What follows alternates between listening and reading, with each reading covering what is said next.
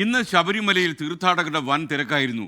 പ്രതിദിന തീർത്ഥാടകരുടെ എണ്ണം 80,000 കടന്ന ദിവസമാണ്. ഈ സീസണിൽ വന്നതിൽ ഏറ്റവും കൂടുതൽ അയ്യപ്പ ഭക്തർ എത്തിയത് ഇന്നാണ്. ശബരിമല സന്നിധാനത്ത് നിന്ന് MG പ്രതീഷ് തത്സമയം ചേരുന്നു. പ്രതീഷ്, ഈ തിരക്ക് വളരെ കൂടുതലാണെങ്കിലും സുഗമമായി അയ്യപ്പ ഭക്തന്മാർക്ക് ദർശനം കഴിഞ്ഞ് മടങ്ങാൻ കഴിഞ്ഞോ?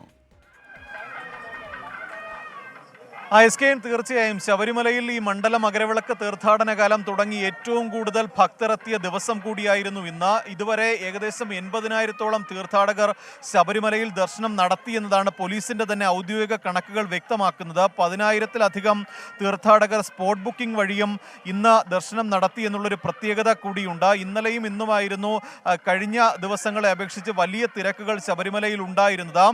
ഈ 70,000 തീർത്ഥാടകർ വെർച്വൽ ക്യൂ വഴി ബുക്ക് ചെയ്യുകയും 10,000-ത്തിന് മുകളിൽ തീർത്ഥാടകർ സ്പോട്ട് ബുക്കിംഗ് വഴി ദർശനം നടത്തുകയും ചെയ്തിട്ടുണ്ട്. ഇപ്പോൾ സമയം 10 മണിയോടാകുന്നതേ ഉള്ളൂ. ഇനിയും 1 മണിക്കൂർ കൂടി ദർശനത്തിന് സമയമുണ്ട്. അങ്ങനെയെങ്കിൽ ഏകദേശം 90,000-ഓളം തീർത്ഥാടകർ ശബരിമലയിൽ ഇന്ന് ദർശനം നടത്തും എന്നതാണ് പ്രതീക്ഷിക്കപ്പെടുന്നത്. മാത്രമല്ല, എക്സ്കെയിൻ സൂചിപ്പിച്ചതുപോലെ തന്നെ ശബരിമലയിൽ ഇത്രത്തോളം തിരക്കുകൾ ഉണ്ടാകുന്നുണ്ടെങ്കിലും ഭക്തർക്ക് വളരെ സുഗമമായ രീതിയിൽ തന്നെ അയ്യപ്പ ദർശനം നടത്താൻ കഴിയുന്നുണ്ട്. കാരണം അത് ഈ ശബരിമലയിൽ 18-ാം പടിയിൽ ഉൾപ്പെടെ ഏർപ്പെടുത്തിയ ചില ക്രമീകരണങ്ങളാണ്. അതുകൊണ്ട് തന്നെ വളരെ പെട്ടെന്ന് തന്നെ തീർത്ഥാടകർക്ക് ഈ 18-ാം പടി ചവിട്ടി ശ്രീകോവിലെത്തി അയ്യപ്പ ദർശനം നടത്താൻ കഴിയുന്നുണ്ട്. ഇപ്പോൾ ശബരിമലയിൽ ചില ചടങ്ങുകൾ നടക്കുകയാണ്.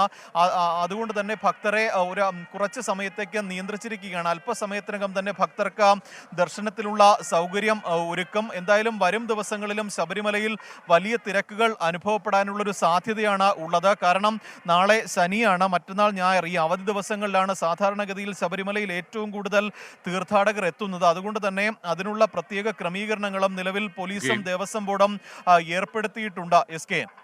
Okay, thank you. MG പ്രതീഷാണ് ശബരിമല സന്നിധാനത്ത് നമുക്കൊപ്പം ചേർന്നത്.